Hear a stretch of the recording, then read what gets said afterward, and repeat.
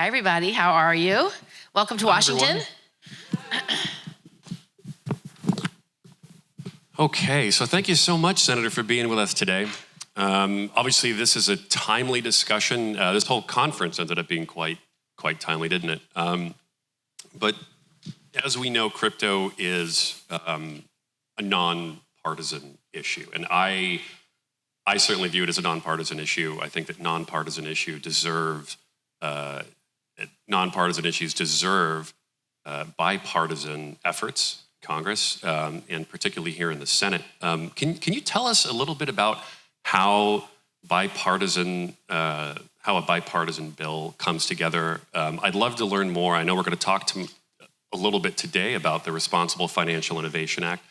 I would love to learn more about how something like this comes together. What's the genesis block of this? How does it start? How do you, on the Dem side and the Republicans, sit down together and create something like this? Well, in this case, it started because I started hearing from a lot of New York constituents how important this industry was to them. Different entrepreneurs, different businesses, different lawyers, different bankers, wanting to talk to me about what they're doing with blockchain and with various digital assets, and why to them regulation and having certainty was so important for their business plans and their hopes and goals. And so when I started looking into it, I realized that Cynthia Lummis was working on legislation in this space already. So I approached her and I said, Cynthia, I hear you're doing crypto. Can I do it with you? And she said, absolutely. So we started working together, got our staffs to go through sort of what my vision for a regulatory framework would look like, see where it matched up with Senator Lummis's idea. There were areas where we didn't have consensus, so largely in those areas we put those forward for studies to get more information, to see what the industry consensus might be. But we were able, in a very short time, maybe just a few months, to craft a very robust regulatory framework using the existing infrastructures of the CFTC, of the SEC, of the OCC, and the IRS to build that. And it's a great place to start. And we wanted to create a marker bill for the 4 committees of jurisdiction to have a look at, to come up with their own versions based on their jurisdiction. This bill has been assigned to the Finance Committee, but it has 4 areas of jurisdiction: ag, banking, finance, and intel. And I sit on ag and intel, and Cynthia sits on banking. So we have 3 out of 4 of the committees, which is a great place to start. Agree. It's a fantastic place to start. So let's talk about where we want to end up then. What is the vision for the RFIA? We can talk about the mechanics of the bill in a moment, and I do want to get into that. But at a high level, what's the end game?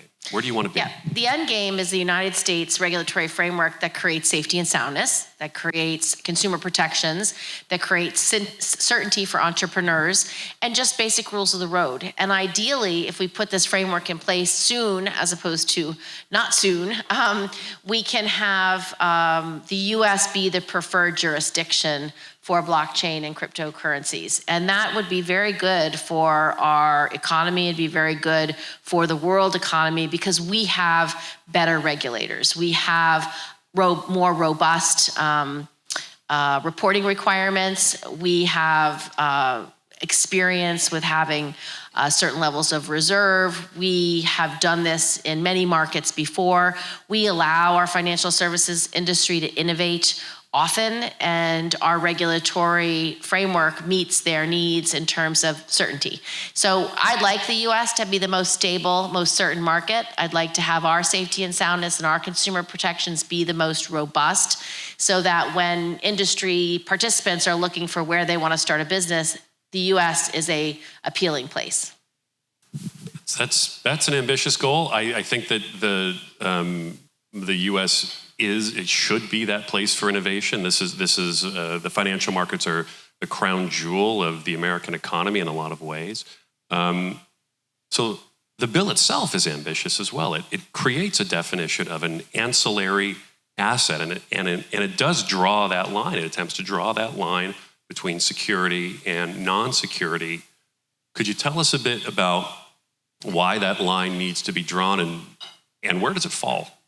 So we decided to create a term of art called ancillary assets to recognize just by terminology alone that these are different kinds of assets, that our regulatory framework is not meant to subsume the capital markets or subsume existing regulation for stocks and other financial products.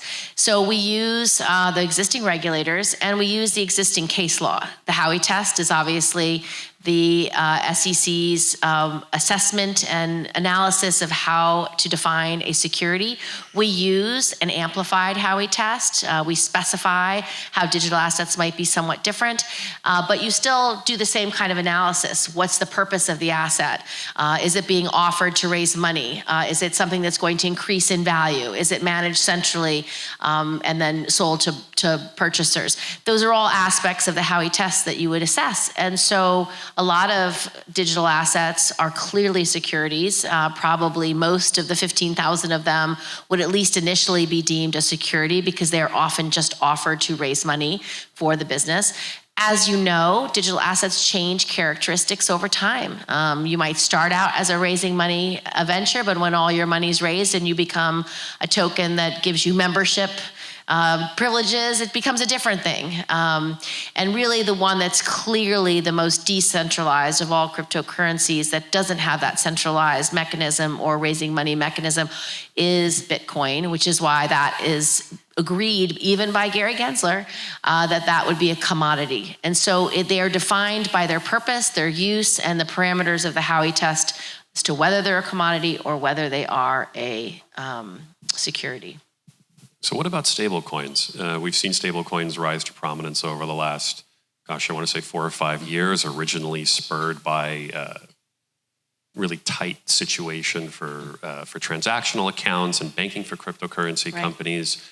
Stable coins rose to prominence as a solution to that problem. How would stable coins be treated? Well, most importantly, stable coins need to be stable. And so what we define in our bill is that you cannot base it on an algorithm. It has to be 100% fiat currency backed. And that's just the basic definition of what would qualify for a stablecoin.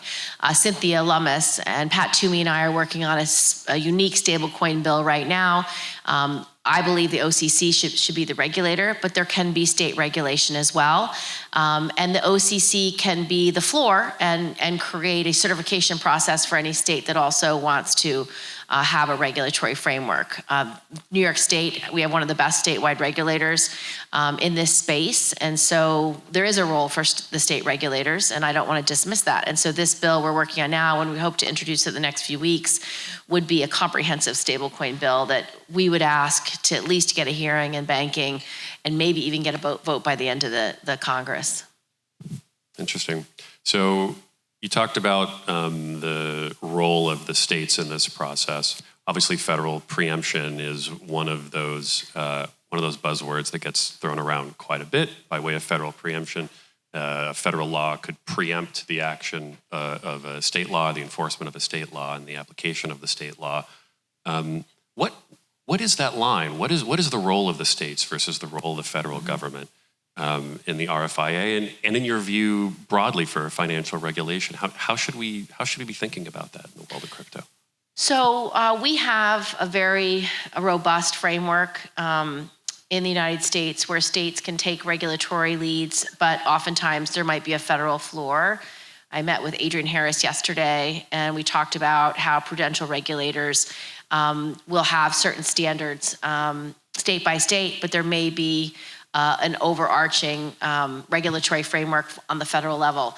I think you can have dual regulatory frameworks, both state and federally, that will work well in this space because we have some very ambitious state regulators already, including New York. So with DFAS, so I'm optimistic that we can have dual regulation. I don't think you need to have federal preemption.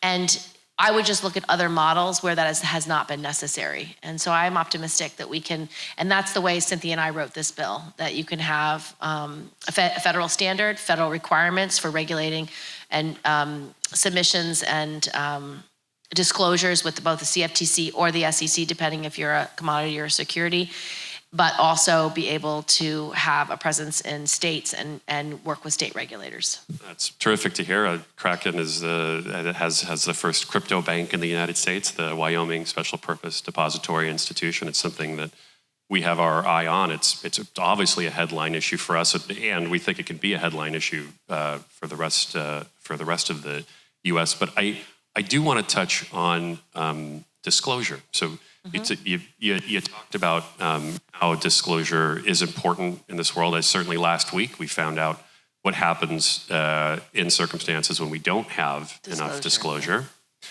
How should we think about that in terms of the RFIA? What role can disclosure play, and then how should we think about the limitations? So we have disclosure requirements both for the CFTC and the SEC for commodities and securities normally.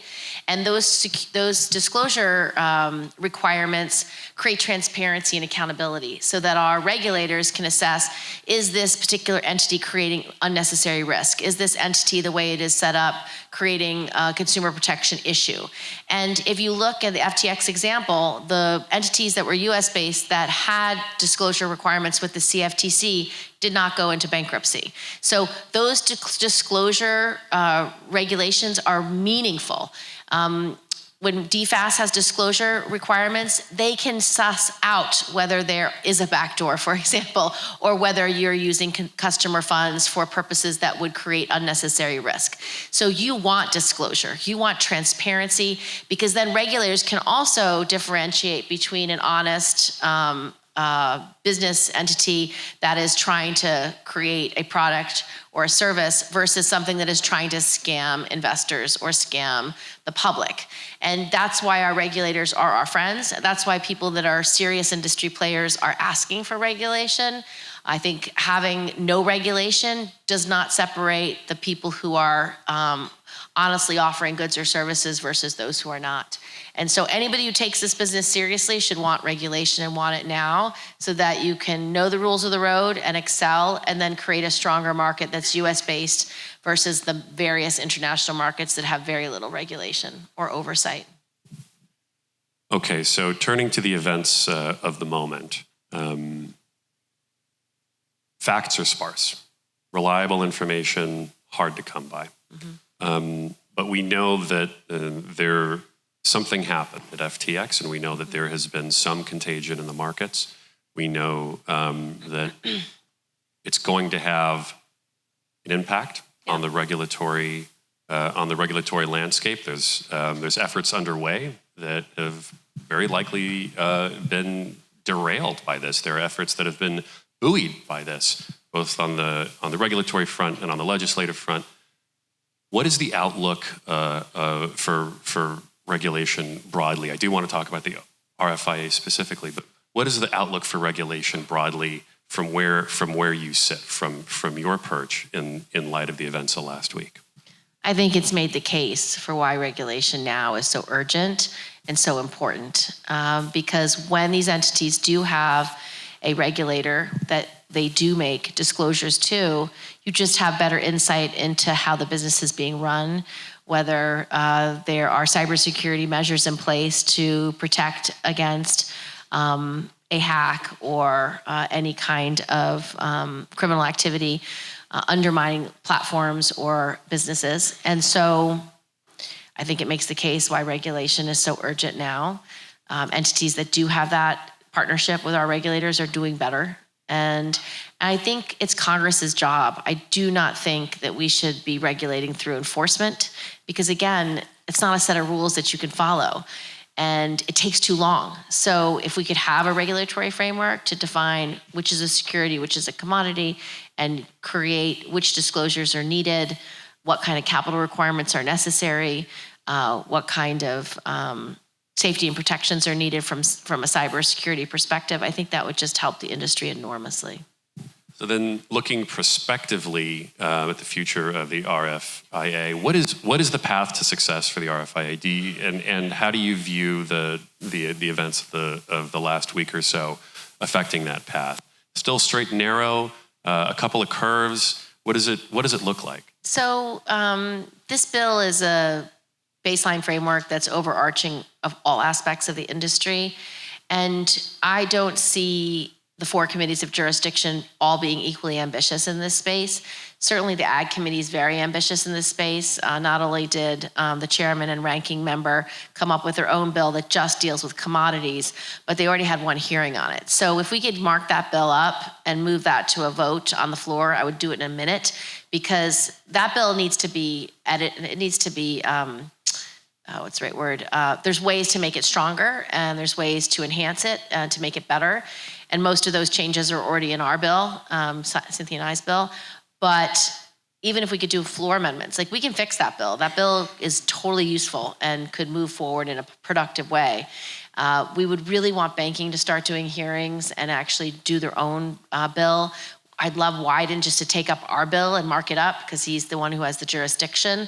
And I'm going to really urge Mark Warner to start doing some cybersecurity certification requirements for industry participants, so that people aren't building platforms or technologies that are easily undermined by criminal hacks. Terrific. Senator, thank you so much for being with us today. Thank you. Thank you very much.